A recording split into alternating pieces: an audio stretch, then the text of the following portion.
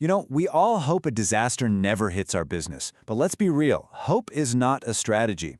And while we can't predict what's coming, we can absolutely prepare for it. Okay, so let's dive into exactly how businesses build a real plan to survive the completely unexpected. No, really, think about that for a second. I don't mean the power goes out. I mean, it's just gone. No desks, no computers, no way to even get in the building. It's a pretty startling thought, right? But that's the exact problem that contingency planning is designed to solve. So let's play this out. Let's walk through a scenario to see how this all works. Picture it. It's just a normal Tuesday. Down in the mailroom, a weird unmarked package shows up. It seems like nothing, really. Just another piece of mail.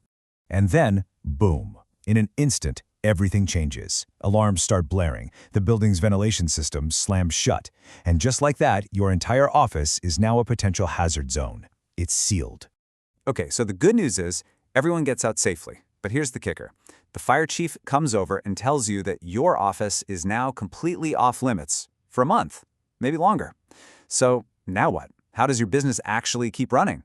That is the billion-dollar question. Well, the answer to that massive question is a master strategy called contingency planning.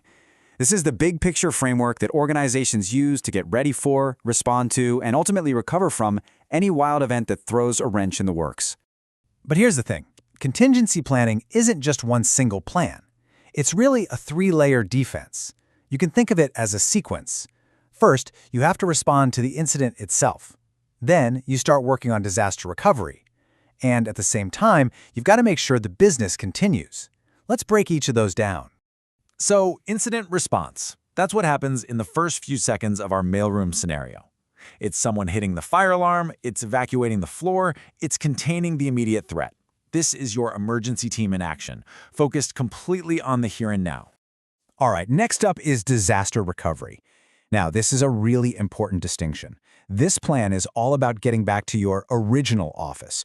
It's the step-by-step guide for cleaning up the mess, making repairs, and finally reopening your primary location after the crisis is over.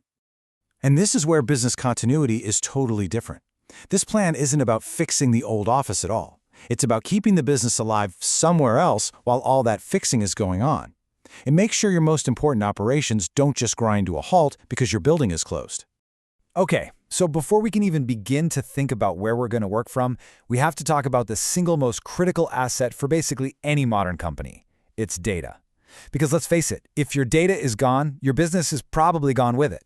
You hear the words backup and archive thrown around all the time, and a lot of people think they're the same thing. They're not. They're fundamentally different.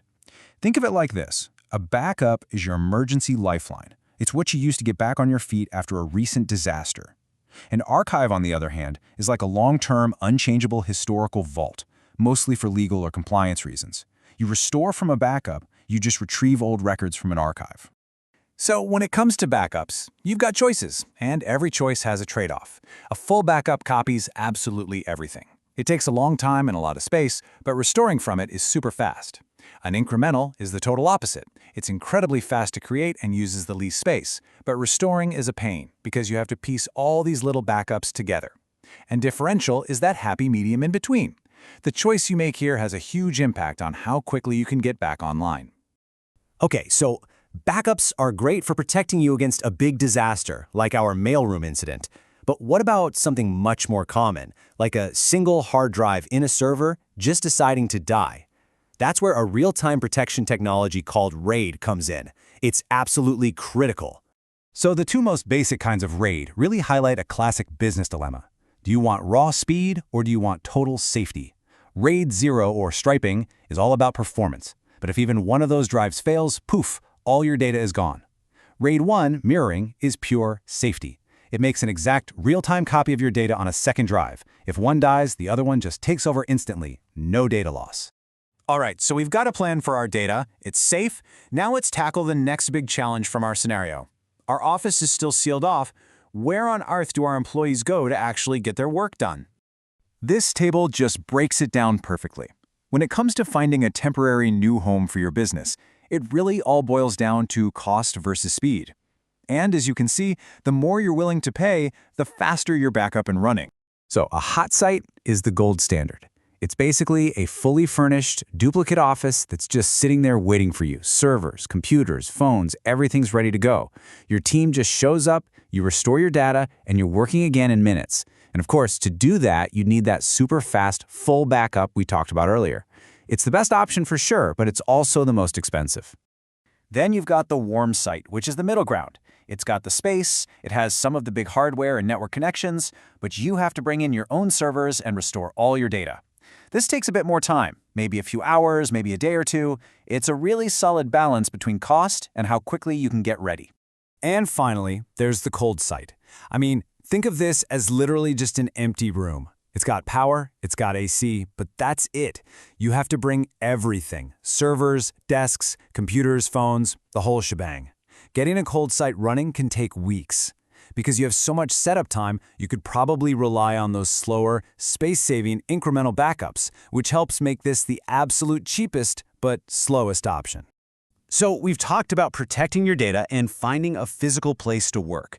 But in the last decade or so, there's been a massive game changer that has totally revolutionized both of those things.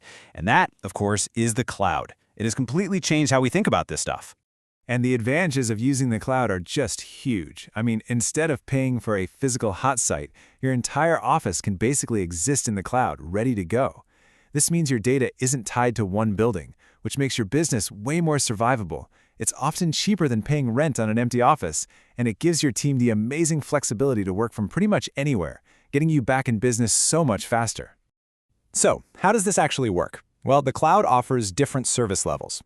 You're almost certainly using software as a service, or SaaS, already. Think about things like Office 365 or Salesforce. But the real power for disaster recovery comes from infrastructure as a service, or IaaS. This is like renting a complete virtual data center that can act as an instant hot site in the cloud, without any of the physical buildings or hardware. So when you boil it all down, here's the most important takeaway. Contingency planning is not just some technical checklist for the IT department to tick off. It's a core, fundamental business strategy that literally determines whether your company can survive a major crisis or not. We all know what to do in a fire drill, right? We practice it. It's a plan for a physical disaster. But in our world today, a digital disaster, a data disaster, can be way more devastating. So the question I want to leave you with is this. Is your organization as prepared for that data disaster as you are for a simple fire alarm?